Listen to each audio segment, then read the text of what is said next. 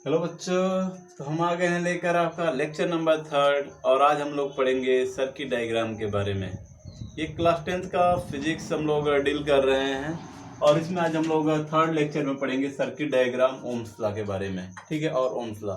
ठीक है, तो आइए देखते हैं वन बाई वन। तो सर्किट डायग्राम क्या होता है, पहले हम लोगों ने सर्किट के बारे में पढ़ा था। सर्किट, इलेक्ट्रिकल सर्किट क्या होता है? Electrical circuit means a close conducting path which can through which the current can flow, and this closed conducting path have different electrical appliances or electrical instruments like bulb, switches, okay, any load of type TV, fan, etc etc.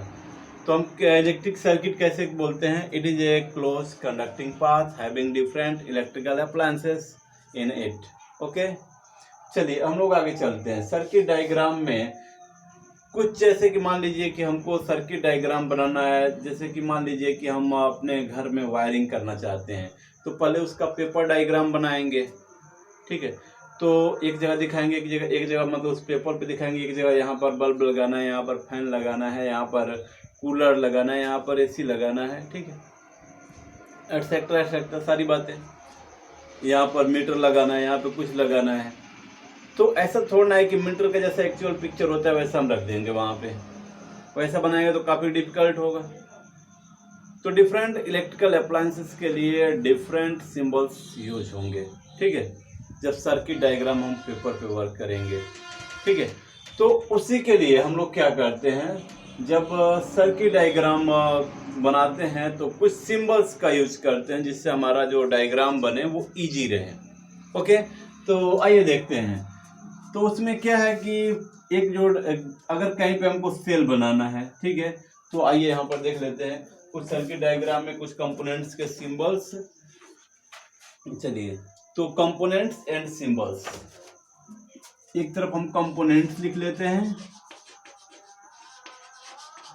और दूसरी तरफ क्या लिख लेते हैं, symbols लिख लेते हैं। ओके, तो कंपोनेंट्स में यदि मान लीजिए कहीं पे आपको दिखाना हो सेल, ठीक है, डायग्राम में, तो आप सेल को कैसे बनाएंगे? Cell will have a positive terminal, a negative terminal and this. जो इसमें बड़ी ये लाइन है, बड़ी वर्टिकल लाइन है, this represent the positive terminal of the cell, and जो स्मॉल लाइन है वर्टिकल लाइन, इसको बोलेंगे negative terminal of the cell. Okay, now मान लीजिए अगर आपको कहीं बैटरी बनानी है, मान लीजिए सीरियल नंबर 1 हो गया, सीरियल नंबर 2 पे मान लीजिए हमको बैटरी बनानी है। We want to show the battery in our diagram. ठीक है, तो बैटरी क्या होती है? Battery is a group of cells. Okay, group of cells को हम लोग बैटरी बोलते हैं। तो कुछ इस प्रकार से हम लोग बैटरी को रिप्रेजेंट कर सकते हैं, कई सारे सेल को कंबाइन कर सकते हैं। बट आप लोग जाएंगे जब 12th में देखेंगे, दिस कॉम्बिनेशन में be of 2 type, parallel combination and series combination. तो चलिए, यहाँ पर ये क्या है? बैटरी। बैटरी क्या है? It is a group of cells connected through each other. तो ये ग्रुप ऑफ सेल्स हैं जो कि एक दूसरे से क्या है, कनेक्टेड है। और भी हम बना सकते थे, और भी एक दो और इसमें लग सकता है, ऐसे कोई वो नहीं है। ठीक है, तो देखिए इसमें क्या है, जो भी वर्टिकल बड़ी वर्टिकल लाइन है, इसमें 2 सेल हमने लिया है। 2 सेल में जो बड़ी वर्टिकल लाइन है, एक का वो पॉजिटिव है, जो छोटी है निगेटिव है, फिर से बड़ा पॉजिटिव, फिर छोटा निगेटिव। ओवरऑल अगर देखा जाए तो ये टर्मिनल पॉजिटिव हो गया, ये टर्मिनल क्या हो गया, निगेटिव हो गया। ओके, तो जैसे कि बैटरी जो होती है, बैटरी का ग्रुप ऑफ सेल्स। ठीक है, कई सारे सेल्स का ग्रुप है, कॉम्बिनेशन ऑफ सेल भी कर सकते हैं। नाउ थर्ड वन इज, हमारे घरों में स्विचेज यूज होते हैं या फिर की यूज होते हैं। ठीक है, की या स्विचेस। तो एक्चुअल में अगर हम ओपन की बना रहे हैं, ओपन की, कहीं पे ओपन की बना रहे हैं, और की क्या ओपन है, की मतलब स्विच, इसको हम लोग लिख देते हैं।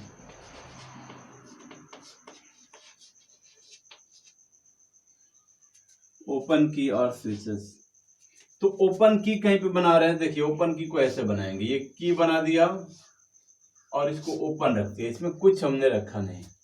ठीक है, और जब हम लोग 12th में जाएंगे तो देखेंगे ऐसे भी सिंबल्स इसको बनाए जाते हैं, और इसको ऐसे करके यहाँ पर ऐसे बना दिया जाता है और यहाँ पर ऐसे ये बना दिया जाता है।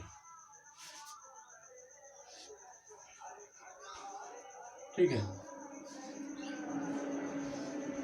तो ये भी एक प्रकार का की कहें या फिर स्विच कहें, ये भी एक प्रकार का स्विच है या फिर की है। ओके, जब ये इससे टच होगा तो क्लोज हो जाएगा, ऐसे दूर रहेगा तो ओपन रहेगा। ठीक है, यहाँ पर भी ये जो है ओपन स्विच है। Now second one is close switch और क्लोज की। जो फोर्थ है क्लोज की। क्लोज की का सिंबल कैसे बनाएंगे अपने डायग्राम में? तो क्लोज की या क्लोज स्विचेस जिसे हम बोलते हैं कि हमने ऑन कर दिया है, ये ऑफ है। ये क्या, ओपन की का मतलब क्या है? की इज ऑफ। की क्या है? ऑफ है। ठीक है, ओपन की का मतलब की हमारा ऑफ है। ठीक है, क्लोज की का मतलब क्या है? की हमारा ऑन है, चालू है। ठीक है, तो की ओपन क्लोज की का सिंबल क्या है? हम ऐसे की बनाएंगे, इसमें एक डॉट बना देंगे, then this will represent the close key. ये क्लोज की को रिप्रेजेंट करेगा। ओके, हमने अब इस आधार बनाया। तो ये तो क्लास 12 की कहानी, ऐसे आपको वहां पे देखने को मिलेंगे सर्किट डायग्राम में, but do not need to worry, don't need to worry anything. ठीक है, इसको ऐसे आप लोग कर लीजिएगा, ऐसे बनाइएगा और इसको ऐसे हमने बोला ऐसे चिपका देंगे तो ये क्या हो जाएगा? क्लोज हो जाएगा। ठीक है, तो नाउ दिस इज क्लोज की। तो ये क्लोज, ये एक्चुअल 10th में हम लोग यही सिंबल्स यूज करेंगे, इस सिंबल्स को बहुत कम प्रीफर करेंगे। ठीक है, तो ये क्लोज की का हो गया, ये ओपन की का हो गया, और ये बैटरी, ये सेल का हो गया, ये बैटरी का हो गया। इसमें और भी सेल हम ऐड कर सकते हैं, उससे कोई दिक्कत नहीं होगी। ओके, इसके आगे चलते हैं, इसके आगे कुछ सिंबल्स को यूज कर लेते हैं। चलिए, अब इसके बाद कहीं भी यदि रेजिस्टेंस आता है सर्किट में, तो रेजिस्टेंस को हम लोग अभी ओम्स लॉ में डिफाइन करेंगे। रेजिस्टेंस क्या है? It opposes the flow of current in the circuit. ये क्या है? किसी भी सर्किट या फिर किसी भी कंडक्टर का एक ऐसा नेचर है, एक ऐसी कैरेक्टरिस्टिक है, या फिर हम कहेंगे उसकी एक ऐसी प्रॉपर्टी है जिसकी वजह से ये उसमें जो फ्लो कर रहा है करंट है, उसको क्या कर रहा है? अपोज कर रहा है। तो it is the property of any conductor which opposes the current. ठीक है, रेजिस्टेंस। तो रेजिस्टेंस का सिंबल कैसे देंगे हम लोग कहीं पर? ठीक है, तो पहले हम लोग नाम देते हैं रेजिस्टेंस। तो रेजिस्टेंस अगर कहीं पे है तो we will represent in our diagram it by this. ठीक है, कहीं पे है तो ऐसे जिगजैग पाथ से हम इसको रिप्रेजेंट करेंगे रेजिस्टेंस को। ओके, तो ये कुछ सिंबल्स हैं, और आगे हम और भी सिंबल्स की बात कर लेते हैं थोड़ा। ठीक है, चलिए इसको हटाते हैं।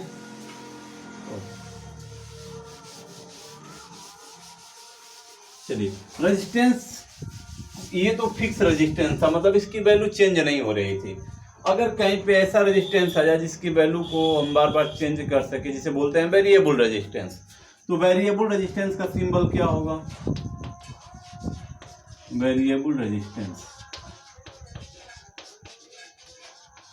तो variable resistance will be represented by this zigzag path and with an across arrow. ऐसे एरो लगा देंगे तो ये क्या हो गया?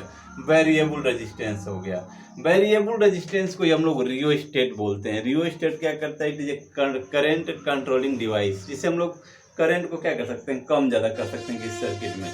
ठीक है, तो रियोस्टेट आप लोग 10th में जाएंगे तो आप लोग देखेंगे लैब में। ठीक है, रियोस्टेट में होता क्या है कि ये कुछ ऐसे होता है, बहुत सारे इस पे वायर्स का क्या होता है, सोलेनॉइड टाइप का बंडलिंग होता है, मतलब बहुत सारे टर्न्स होते हैं, और ये कुछ ऐसे रहता है, ऐसे पड़ा रहता है। इसका इस पे एक स्लाइडिंग, ऐसे स्लाइड करने के लिए यहाँ पे लगा रहता है। ठीक है, ऐसे मतलब ये फिगर बहुत अच्छा नहीं है, चलिए पिक्चर बहुत अच्छा नहीं, ये स्लाइड करने के लिए इस पर लगा रहता है। हम इसको इधर से इधर स्लाइड कर सकते हैं। जैसे जैसे स्लाइड करेंगे number of turns, effective number of turns कम ज़्यादा होते हैं, और उसके क्या होता है, वायर की जो लेंथ होती है वो कम या ज़्यादा होती है। और हम लोग आगे देखेंगे कि जैसे जैसे वायर की लेंथ कम या ज़्यादा होगी उसका रेजिस्टेंस वेरी करेगा, और रेजिस्टेंस वेरी करेगा तो भाई रेजिस्टेंस ही है जो करंट का अपोज कर रहा है। रेजिस्टेंस कम होगा तो करंट ज़्यादा जाएगा, रेजिस्टेंस ज़्यादा होगा तो करंट कम जाएगा। मतलब हम इससे करंट को कंट्रोल कर रहे हैं बाय चेंजिंग रेजिस्टेंस। ओके, तो हम यहाँ से कह सकते हैं दिस इज ऑल्सो रियोस्टेट, हम इसको रियोस्टेट भी बोल सकते हैं, और रियोस्टेट, ठीक है। इसका ये भी नाम है, variable resistance is also named as known as rheostat. चलिए जो नेक्स्ट है, इसके बाद रियोस्टेट के बाद कहीं पे आता है जैसे कि कहीं पे वायर का कनेक्शन किया जाए, ज्वाइंट किया जाए, तो ज्वाइंट वायर को कैसे रिप्रेजेंट करेंगे? जैसे मान लीजिए यहाँ पे स्टार बन गया, जैसे ये वायर ऐसे जा रहा है, एक वायर ऐसे जोड़ दिया, तो हम लोग क्या किसी भी ज्वाइंट को, ठीक है, किसी भी कहीं पे जंक्शन है, जंक्शन को ऐसे रिप्रेजेंट करें यहाँ पे ज्वाइंट को, ठीक है ना। तो ज्वाइंट ऑफ द वायर को हम लोग ऐसे रिप्रेजेंट करेंगे, ए वायर ज्वाइंट, ठीक है, जैसे एनसीईआरटी में इसको बोला है अ वायर ज्वाइंट। ये अलग हो गया, ये अलग हो गया, वायर ज्वाइंट या फिर ज्वाइंट वायर, ठीक है।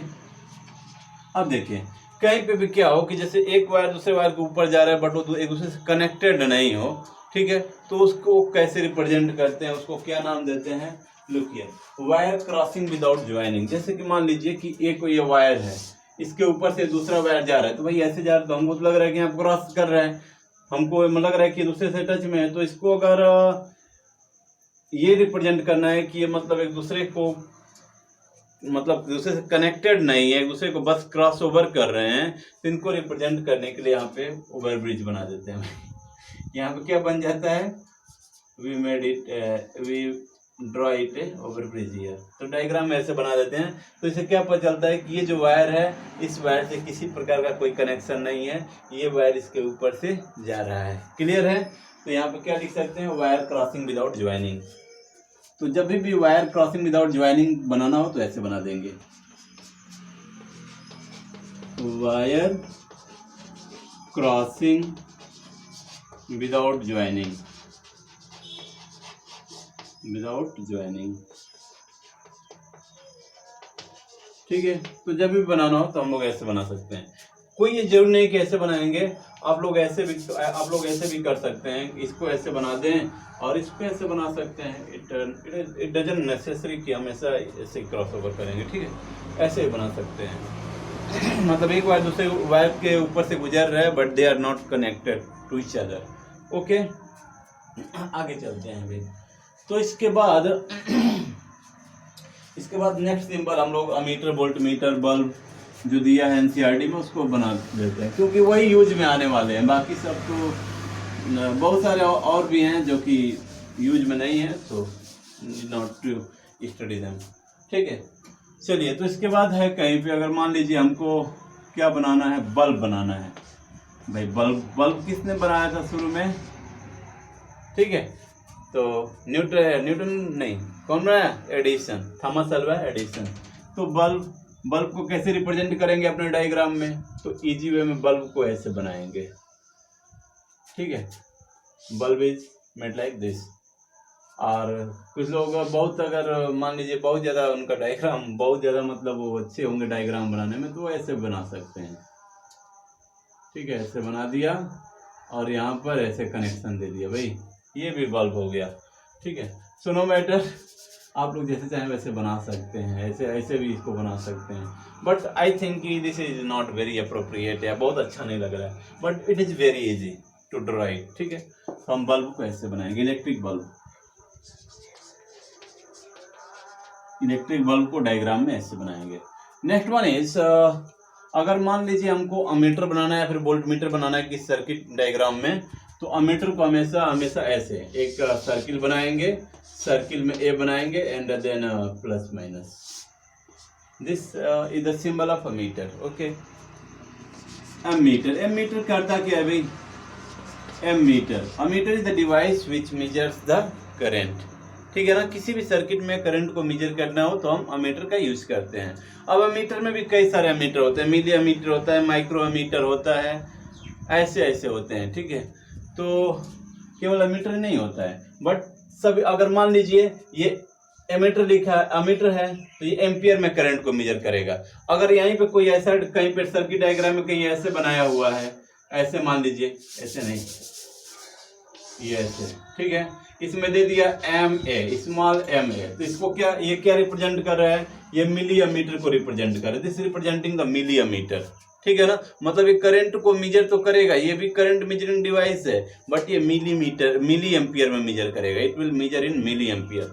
अगर मान लीजिए ऐसे कहीं आ गया, ये डायग्राम आ गया, ये प्लस, ये माइनस, और यहाँ पे दे दिया ऐसे माइक्रोन का बना दिया सिंबल, और ये ए बना दिया, तो this is again ammeter, but it will read the current in micro ampere. ये माइक्रो एम्पियर में मेजर करेगा, ये मिली एम्पियर में, एम्पियर में, ठीक है। मतलब ये एम्पियर में करंट को मेजर करेगा, ये मिली एम्पियर में मेजर करेगा, और ये माइक्रो एम्पियर में मेजर करेगा। तो इसको बोलेंगे अमीटर, मिली अमीटर, माइक्रो अमीटर, ठीक है। बट डायग्राम में इनमें से कोई भी मतलब कि ऐसे हो सकता है, हमारा जो डायग्राम है, हमारा जो एक्सपेरिमेंटल सेटअप है, या फिर हम कोई डायग्राम बना रहे हैं, तो उसमें मिलीमीटर की आवश्यकता हो तो हम स्मॉल एम और ए लिखते हैं, ठीक है, डायग्राम में। तो ऐसे सिंबल्स यूज हो सकते हैं in case of ammeter. Okay, आइए चलते हैं। तो ये अमीटर, मिलीमीटर, माइक्रोमीटर। तो चलिए, अमीटर हमने यहाँ पर लिखा है, तो अमीटर, ये मिलीमीटर, ये माइक्रोमीटर, इसको हटा देते हैं। आप लोग ऐसे इसे नोट कर सकते हैं वीडियो को पॉज करके, ठीक है, नो मैटर, इसलिए कोई दिक्कत नहीं उससे। आगे चलते हैं। अमीटर के बाद आ गया वोल्ट मीटर, ठीक है। तो वोल्ट मीटर को भी बना देते हैं भाई,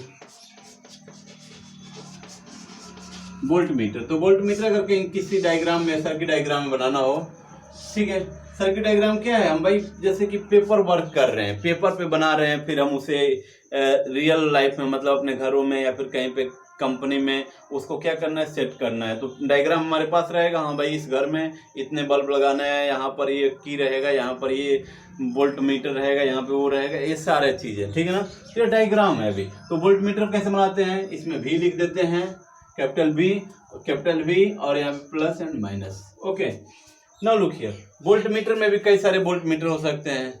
हो सकता है हमारे पास वोल्ट मीटर में मिली वोल्ट हो, मिली वोल्ट मीटर हो, जो स्मॉल वोल्टेज को मेजर करे, ठीक है। और ये भी हो सकता है कि हमारे पास क्या हो, मतलब कि किलो वोल्ट मेजर करने वाला हो, के उस पर लिखा होगा। तो जैसे मान लीजिए कि कहीं पे ऐसे लिखा है, कोई ऐसे वोल्ट मीटर दिया हो, उस पर लिखा है के और वी, मतलब ये वोल्टेज को किलो वोल्ट में मेजर करेगा, it will measure the voltage in kilo volt. Clear है। और किलो वोल्ट का मतलब क्या, किलो मतलब 1000 वोल्ट, उसके ऑर्डर में मेजर करेगा, ठीक है ना। अगर एक स्केल पे गया है तो 1 किलो वोल्ट मतलब 1000 वोल्ट, 2 स्केल पे गया, सेकेंड स्केल पे गया है तो 2 किलो वोल्ट मतलब 2000 वोल्ट, ऐसे मेजर करेगा, ऐसे हो सकता है, ठीक है। चलिए, अब किलो वोल्ट के बाद मिली वोल्ट भी हो सकता है, जहाँ पे स्मॉल वोल्टेज की बात आएगी। तो स्मॉल वोल्ट जहाँ भी मिली आ जाएगा, स्मॉल एम और भी दिया रहेगा, तो ये भी ऐसा भी हो सकता है सिंबल, ठीक है। हमेशा कोई जरूरी नहीं कि हो सकता है कि हमें मिली वोल्ट यूज करना हो, ठीक है, तो हम ये डायग्राम यूज करेंगे, मतलब डायग्राम में ये लिखेंगे। क्लियर है। तो चलिए, ये कुछ क्या थे, कुछ सिंबल्स थे, और इन सिंबल्स को हम लोग यूज करते हैं in our circuit diagrams. Okay, तो इसको हटाते हैं जरा, ठीक है ना, और हम लोग आगे चलते हैं। एक चीज हमसे जो छूट गया है वो देखिए, रियोस्टेट को बनाने का एक और तरीका है। रियोस्टेट को, जिसे हम लोग क्या बोलते हैं, वेरिएबल रेजिस्टेंस। रियोस्टेट यानी वेरिएबल रेजिस्टेंस। एक तो हमने बताया था कि ऐसे बनाएंगे, ऐसे एरो बनाए, मतलब क्या जिगजैग पाथ बनाएंगे, इस पे ऐसे एरो बना देंगे, तो वेरिएबल रेजिस्टेंस हो गया। और इसका एक और सिंबल है, ऐसे हम एरो मतलब कि जिगजैग पाथ बनाएंगे और इस पर ऐसे बना देंगे भाई, ठीक है। तो ये भी क्या है, this is also represent the variable resistance और रियोस्टेट, ठीक है ना। ओके, चलिए आगे चलते हैं। तो next topic is Ohm's law. जो नेक्स्ट टॉपिक है वो आपका ओम्स लॉ है। तो ओम्स लॉ के बारे में थोड़ा बात कर लेते हैं, ठीक है। ओम्स लॉ, तो इसको बिगड़ा देते हैं, हम ओम्स लॉ के बारे में बात कर लेते हैं।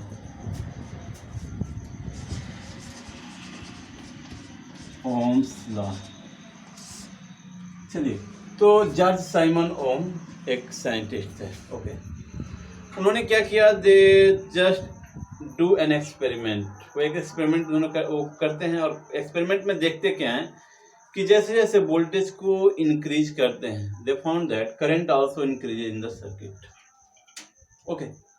और जैसे जैसे वोल्टेज को डिक्रीज करते हैं, करंट भी कम होता है। मतलब वो ये बात देखते हैं कि किसी भी कंडक्टर में अगर हम वोल्टेज को इंक्रीज करेंगे उसके क्रॉस, कंडक्टर के क्रॉस, तो करंट इंक्रीज होगा, ठीक है।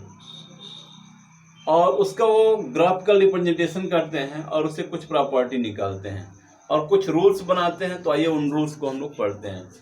तो ओम्स, जॉर्ज साइमन ओम जिनका नाम था, ओम ने देखा the current passing through any conductor depends on the applied voltage across it, okay, that is voltage is directly proportional to current, voltage is directly proportional to current। मतलब current ज्यादा होगा तो voltage ज्यादा होगा, करंट कम होगा तो voltage कम होगा। मतलब हम ज्यादा करंट पा रहे हैं, मतलब क्या है, ज्यादा वोल्टेज अप्लाई किया गया है। कम करंट पा रहे हैं, मतलब कम वोल्टेज अप्लाई किया गया है, ठीक है। तो हम लोग इसको ऐसे बोलते हैं, at constant physical conditions, at constant physical conditions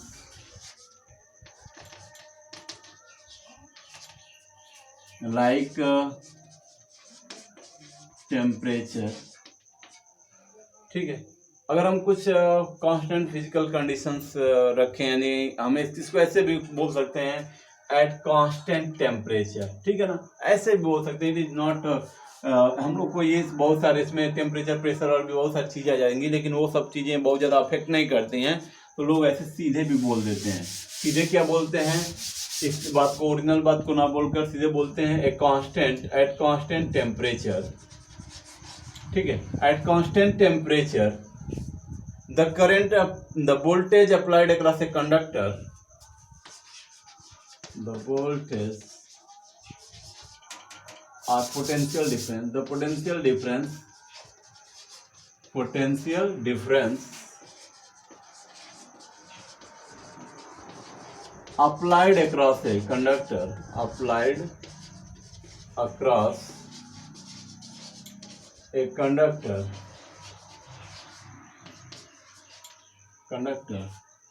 is directly proportional to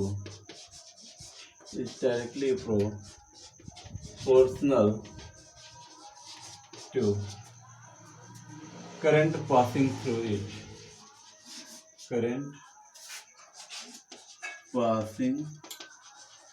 through it,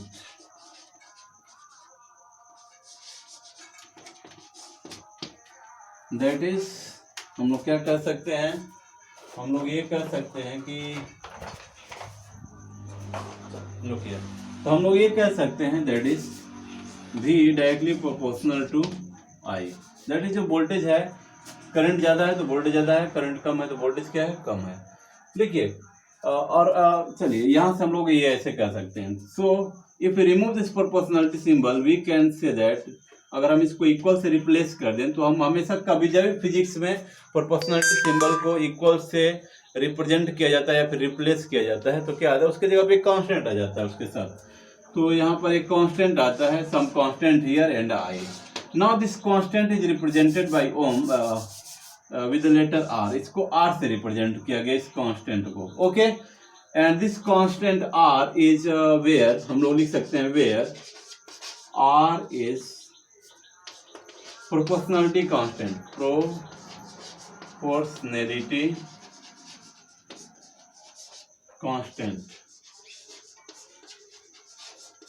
proportionality constant and is known as resistance of the conductor, और इसको हम बोलते हैं and is known as resistance, ठीक है ना, ऑफ द कंडक्टर, ओके। तो यहां से हम लिख सकते हैं R is equal to V over I, and this is the Ohm's law which tells about the resistance of any conductor, जो किसी भी कंडक्टर के रेजिस्टेंस के बारे में बताता है। बट आपको ध्यान रहे अभी इसमें दो टर्म्स आएंगे, ohmic and non ohmic conductor, तो हम आगे पढ़ लेते हैं। ठीक है, ये तो हो गया। What is the unit of R? R जो रेजिस्टेंस है उसकी यूनिट क्या होगी? आर की यूनिट हो जाएगी वोल्ट, भी की यूनिट होती है वोल्ट, और करंट की यूनिट होती है ampere, volt per ampere. So volt per ampere is the unit of resistance and its SI unit is taken as ohm. इसके एसआई यूनिट को कैसे लेते हैं? ओम से। ठीक है, SI unit of resistance R is ohm and ohm का जो सिंबल दिया जाता है ग्रीक लेटर ओमेगा से, स्मॉल ओमेगा से लिखा जाता है। Okay, like this. क्लियर है? चलिए तो आगे चलते हैं। इसमें आगे क्या है?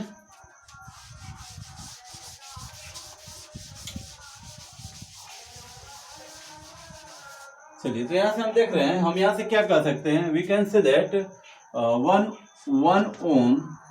देखिए हमने देखा R is equal to V by I, R is equal to V by I, या फिर वी बाई ऐसे आई दिए तो ऐसे I V by I. So R को हम बोला, R का जो एसआई यूनिट है ओम, तो 1 ओम क्या हो जाएगा? 1 ओम is 1 volt by 1 ampere.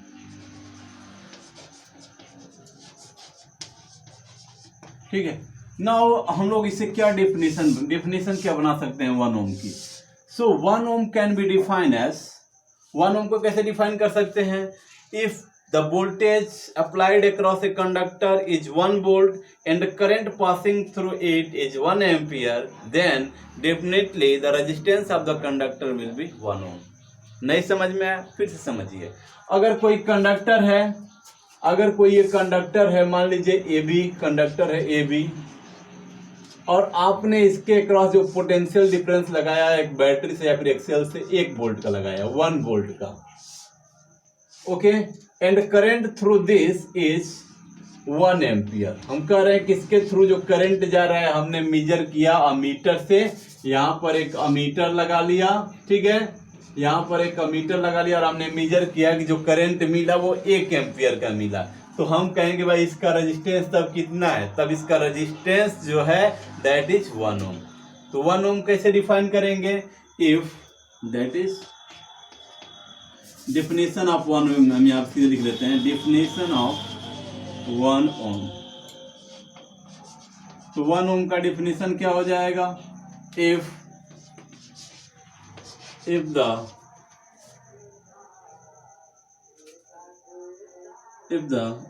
if we apply, ऐसे लिखते हैं, if we apply a potential difference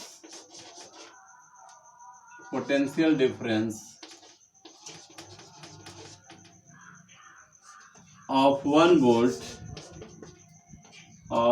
volt across a conductor, across a conductor,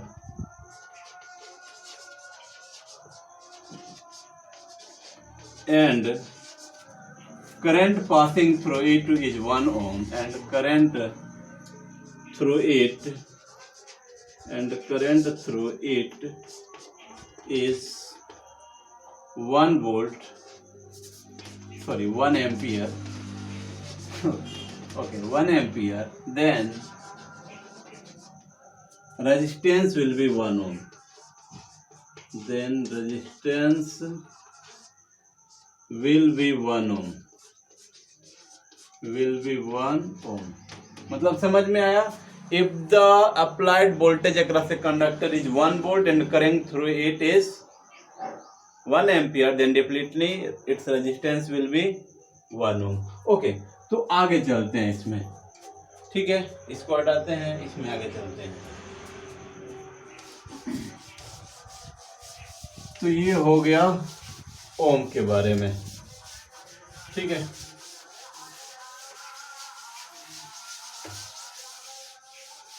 चलिए, तो इसमें हम लोग देखिए, हमने एक बात यहाँ पर बताई है जो थोड़ा सा आप लोगों को कंफ्यूज कर सकता है। हमने बताया है कि V directly proportional to I। आपके दिमाग में क्वेश्चन उठना चाहिए, sir what we can write it just opposite to this.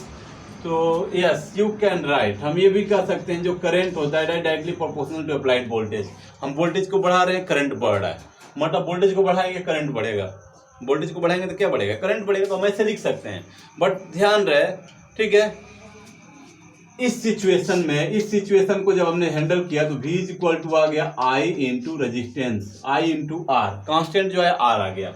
अब इसमें देखिए, इसमें जो कांस्टेंट आएगा I is equal to some constant into V आएगा, ठीक है। अब V को यहाँ पे क्या बोलते हैं, V को हम लोग बोलते हैं, यहाँ पर बोलते हैं, यहाँ पे जो कांस्टेंट आएगा उसको बोलते हैं G, कंडक्टेंस। रेजिस्टेंस का जस्ट उल्टा क्या आता है, कंडक्टेंस, GV। जहां पे जो G और R में रिलेशन है, G is equal to 1/R, ठीक है। G is equal to 1/R, G को बोलते हैं कंडक्टेंस, जैसे R को बोलते हैं रेजिस्टेंस, G को बोलते हैं कंडक्टेंस।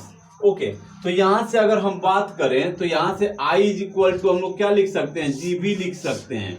अगर आप लोगों को बहुत इच्छा है ऐसे मतलब है इस फॉर्मेट में जाने का, G की जगह पे 1/R कर दीजिए।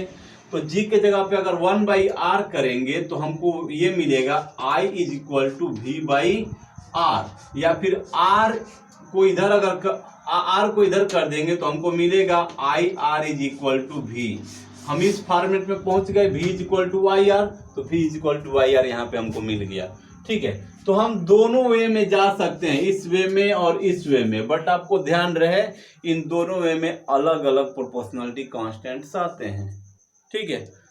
तो ये कोई जरूरी नहीं है कि हमेशा V directly proportional to I लिखें, हम I directly proportional to V लिख सकते हैं, लेकिन इस बात का ध्यान रखेंगे कि ऐसा होगा। ये हर केस में फिजिक्स में होल्ड नहीं करता है, ठीक है, बट ओम्स लॉ के केस में ये होल्ड करता है ये बात, ठीक है। तो इस बात को आप लोग ध्यान दे सकते हैं। अब आपसे पूछ दे कोई कंडक्टेंस, ऐसे टेंथ में तो ये पढ़ाने वाली बात नहीं थी, बट फिर भी थोड़ा हम बता देते हैं। कंडक्टेंस G का यूनिट क्या हो जाएगा, G is equal to 1/R, इसका यूनिट क्या हो जाएगा भाई, यूनिट क्या होगा, ओम यूनिवर्स, क्योंकि यहां पर आएगा R का जो यूनिट आएगा ओम आएगा, तो 1/ओम का मतलब ओम इनवर्स, ओम इनवर्स इसका यूनिट हो जाएगा, ठीक है ना। Ohm inverse will be the unit, clear. तो इस प्रकार से हम लोग और थोड़ी डिटेल में पहुंच गए ओम्स लॉ के। अब थोड़ा हम लोग आगे चलते हैं, ओम्स लॉ का ग्राफिकल रिप्रेजेंटेशन कैसे होता है, उससे रेजिस्टेंस कैसे पता करते हैं, ठीक है। तो आइए इसमें आगे चलते हैं।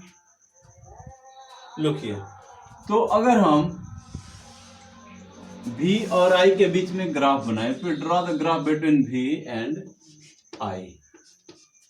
If you plot the graph between V and I, then what happen, भाई क्या होगा, V और I के बीच में आप ग्राफ बनाएंगे तो आपको क्या मिलेगा। I को मान लेते हैं, चलिए I को हम लोग एम्पियर में रख लेते हैं, V को किस में रख लेते हैं, V को वोल्ट में रख लेते हैं, V को रख लेते हैं वोल्ट में, ठीक है। तो ये देखा जा रहा है कि रूल ये कह रहा है कि V directly proportional to I, मतलब क्या है, जैसे जैसे करंट बढ़ेगा वोल्टेज वैसे वैसे बढ़ेगा। तो लुक हियर, जैसे जैसे हम इसको बढ़ाएंगे, मतलब हम लोग वोल्टेज को जीरो करते हैं, मतलब करंट जीरो तब होगा जब वोल्टेज हमारा क्या हो, जीरो हो। तो voltage zero, current zero, origin, यहाँ पे दोनों जीरो जीरो रहेगा। तो जैसे जैसे हम आगे चलेंगे, जैसे जैसे आगे चलेंगे, हो सकता है कि यदि हम करंट 1 एम्पियर का है तो हमने वोल्टेज कितना लगाया, 2 वोल्ट लगाया तो 1 एम्पियर मिला, ठीक है ना, 1 एम्पियर मिला। जैसे ही हमने वोल्टेज को कितना किया, 4 वोल्ट किया, 4 वोल्ट किया, तो हम देख रहे हैं we are getting that current is about, जो करंट की वैल्यू हो जा रही है वो 2 एम्पियर हो जा रही है, ठीक है। तो ऐसे ऐसे कुछ मिलता जाएगा, और ये जब पॉइंट जो मिलते हैं दे आर लीनियर, ठीक है ना। प्रैक्टिकल में वैसे एक्सपेरिमेंटली एग्जैक्ट लीनियर नहीं मिलते हैं, बट उसमें कुछ एरर भी आ जाते हैं, बट होता है ऐसे ही है, थ्योरी यही कर रही है, ठीक है। तो ये कुछ पॉइंट्स मिलेंगे। ऐसे 6 वोल्ट अप्लाई किया, तो जैसे जैसे 6 वोल्ट अप्लाई करेंगे तो हमको मिलेगा क्या, 6 वोल्ट अप्लाई किया तो हमको 3 ओम मिला, तो सॉरी 3 एम्पियर मिला, 3 एम्पियर का करंट मिला। क्लियर है। तो इस प्रकार से ये ग्राफ ऐसे होता है। तो this is the graphical representation of Ohm's law. मतलब ओम्स लॉ में हम क्या पाते हैं, we get a straight line between V and I when we draw a graph और when we plot a graph between V versus I, then we get the straight line. अब आप लोग आगे जाएंगे नेक्स्ट क्लासेस में, तो ये जो रूल है केवल ओहमिक रेजिस्टेंस यानी ओहमिक कंडक्टर, ओहमिक कंडक्टर ऐसे कंडक्टर जो ओम्स के लॉ को फॉलो करें, which will follows the Ohm's law, केवल वे ये उन्हीं के लिए होल्ड करता है। मतलब उन्हीं के लिए V और I का ग्राफ स्ट्रेट लाइन होगा। बाकी सभी के लिए जो नॉन ओहमिक कंडक्टर्स हैं, जैसे कि पीएन जंक्शन डायोड है, सेल्स हैं, मतलब पीएन जंक्शन डायोड है, नॉट सेल है, मतलब हम कह रहे हैं कि पीएन जंक्शन डायोड हो गया हमारा, सोलर सेल हो गया, ठीक है, तो फोटो डायोड हो गया, ये जो सारी चीजें हैं ये नॉन ओहमिक हैं।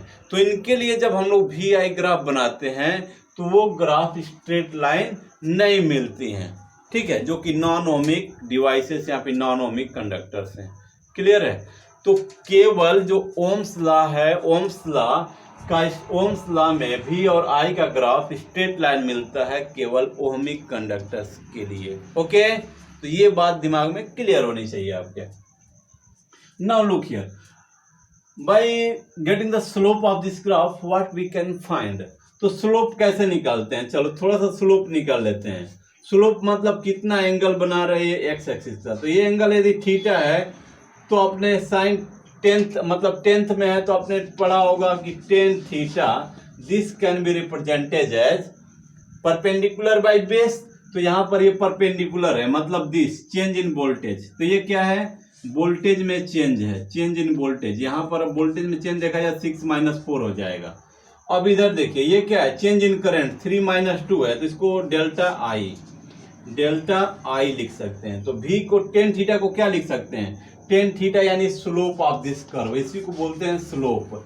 तो अगर हम कहें स्लोप को क्या लिख सकते हैं, slope can be written as perpendicular by base. तो परपेंडिकुलर है delta V by delta I, ठीक है, perpendicular by base, this is slope of this curve. Okay, तो delta V by delta I, V by I किसको represent कर रहा था भाई, रेजिस्टेंस को। तो delta V by delta I भी रिप्रेजेंट करता है रेजिस्टेंस को। Means slope of VI curve represent the resistance. यानी हम अगर हमारे पास ऐसे कर्व दिया हुआ हो और कर्व का यदि हम स्लोप निकाल लें तो हमको क्या मिलेगा भाई, हमको मिलेगा resistance. So slope is nothing but resistance of the given conductor. Okay, तो जब भी ऐसा ग्राफ दिया हुआ हो, मतलब जब भी आपको VI कर्व दिया हुआ हो, इस पर V हो, इस पर I हो, अगर ऐसे कोई ग्राफ दिया हो तो तुरंत ऐसे कोई ग्राफ दिया हो तो हम इसका तुरंत क्या निकाल लेते हैं, we find the slope of this graph. Slope कैसे निकालेंगे, कोई भी 2 पॉइंट सिलेक्ट करेंगे और यहाँ से इसको ऐसे ड्रा कर देंगे हॉरिजॉन्टल और यहाँ से इसको ऐसे परपेंडिकुलर। अब पता कर लेंगे ये चेंज कितना है, व्हाट इज दिस चेंज, इस चेंज की वैल्यू कितनी है, मतलब ये कितना है, और फिर से ये पता कर लेंगे इस चेंज की वैल्यू कितनी है, इस चेंज की वैल्यू मतलब ये कितना है, दोनों पता चल गया।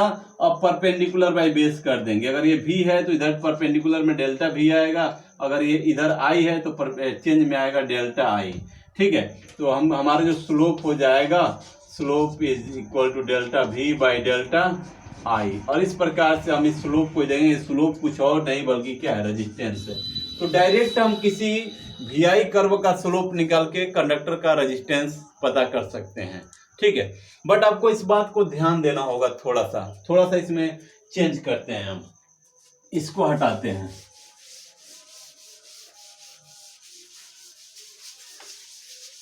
ठीक है, तो अब देखिए जरा यहाँ पे, अगर हम यहाँ पर बात करें, अगर मान लीजिए आपको ऐसे कर्व दे दिया, आपको दे दिया कि भाई या इस पे I दे दिया, मान लीजिए एग्जामिनर चाहता है कि हम चेक करना चाहते हैं बच्चे को, इस पे हम I दें इस पे V दें, तो क्या करता है वो बच्चा, और एक ग्राफ ऐसे दे दिया, ठीक है, और ऐसे पॉइंट दे दिया, this is 1, this is 2, this is 3, this is 4, ऐसे दे दिया। और इसके करस्पॉन्डिंग दे दिया this is 0.5, this is 1.0 and this is 1.5 ampere. Current किस में है? एम्पियर में है। और V किस में है? वोल्ट में है। मान लीजिए ऐसे दे दिया। अभी कोई जरूर नहीं है कि हमेशा एम्पियर उसमें देगा, हो सकता है मिली एम्पियर में दे दे या वोल्ट में दे दे, तो उसको हम लोग अलग तरीके से सॉल्व करेंगे। तो ऐसे आप ऐसे दे दिया। अब आपसे पूछ दिया, ये मान लीजिए कि ये 2 एम्पियर दे दिया, यहाँ पे 2 एम्पियर वैल्यू है, 2 एम्पियर। चलिए ये इधर लिखने की जगह नहीं। अब देखिए यहाँ पर तो पूछ देगा what will be the resistance here, यहाँ पर रेजिस्टेंस कितना होगा। Find the resistance of the conductor with the help of this curve. ठीक है, तो तरीका ये क्या कहता है? तरीका ये कहता है कि हम इसका स्लोप तो निकाल सकते हैं भाई। चलो तो स्लोप निकालते हैं पहले। तो स्लोप में हमेशा क्या होता है, ये थीटा निकालना होता है, मतलब tan थीटा। तो slope is equal to this perpendicular by this base. तो दिस परपेंडिकुलर ये कितना हो जाएगा, इस चेंज। अब देखिए, अब चेंज क्या है? चेंज अब करंट में चेंज आ रहा है, मतलब डेल्टा आई है भाई। तो स्लोप को अब यहाँ पर डेल्टा आई लिखना पड़ेगा, मतलब डेल्टा आई भाई। इधर देखिए, इधर वोल्टेज है तो इसको डेल्टा भी अब लिखना पड़ेगा भाई, डेल्टा आई बाई डेल्टा भी। मतलब ग्राफ में अगर भी यहाँ से यहाँ आ गया तो ये स्लोप की वैल्यू भी चेंज जाएगी। डेल्टा आई बाई डेल्टा भी हो गया। अब यहाँ पर क्या करेंगे, हम लोग ये देखेंगे कि डेल्टा आई बाई डेल्टा भी होता क्या है। तो भाई हमारे पास है R is equal to V by I. तो R को हम लोग लिख सकते हैं delta V by delta I. तो 1/r क्या हो जाएगा, 1/r is equal to delta I by delta V हो जाएगा। मतलब delta I by delta V हमारा कुछ और नहीं 1/r है। मतलब यदि स्लोप निकाल लिया तो 1/r की वैल्यू को हमने पता कर लिया। तो ये देखिए, इस बात को आप ध्यान रखिएगा कि ऐसा नहीं कि हमेशा भी आई कर्व देगा, आपको आई भी कर्व भी दे सकता है एग्जाम में, आपको थोड़ा सा चेक करने के लिए। क्लियर है? तो अच्छा, ये इस क्वेश्चन में कर ही लेते हैं। अब बताइए कि यहाँ पर स्लोप कितना आएगा। तो स्लोप अगर देखें हम लोग तो डेल्टा आई बाई डेल्टा भी हो जाएगा। तो डेल्टा आई बाई डेल्टा भी की वैल्यू जरा निकालिए। डेल्टा आई की वैल्यू हो जाए 1.5 minus 1, 1.5 minus 1। This by delta भी कितना हो जाएगा, डेल्टा भी हो जाएगा 3 minus 2, 3 minus 2 and this is equal to 1/r। तो यहाँ से अगर हम बात करें तो ये हो जाएगा 0.5, ये हो जाएगा 1, तो ये हो जाएगा 0.5 is equal 0.5 by 1 into 1/r। तो ये कितना हो जाएगा, अगर देखें r इज इक्वल टू 1/0.5, तो ये हो जाएगा 10/5, मतलब ये हो जाएगा 2 ओम। मतलब अगर ऐसा डाटा दिया होता तो इस डाटा से जो भी हमको वैल्यू मिलता, जो भी करंट मतलब कि रेजिस्टेंस की वैल्यू मिलता, that will be 2 ohm. Okay, तो एग्जामिनर कुछ भी कर सकता है आपके साथ, बट ध्यान देना है स्लोप जब भी निकलना है इस बात को ध्यान देना है कि इस वर्टिकल एक्सिस पे कौन है, हॉरिजॉन्टल एक्सिस पे कौन है। ठीक है, तो ये सारी बातें हमको अच्छे से केयर करनी है। अब आइए थोड़ा हम लोग इसमें कुछ क्वेश्चंस कर लेते हैं। चलिए इसमें कुछ क्वेश्चंस कर लेते हैं भाई। ओके, तो आई थिंक कि वीडियो काफी लंबा हो गया है, क्वेश्चन करना थोड़ा अच्छा बात नहीं है। हम लोग क्वेश्चन लेकर आएंगे नेक्स्ट चैप्टर में, जब हम लोग ये पढ़ेंगे कि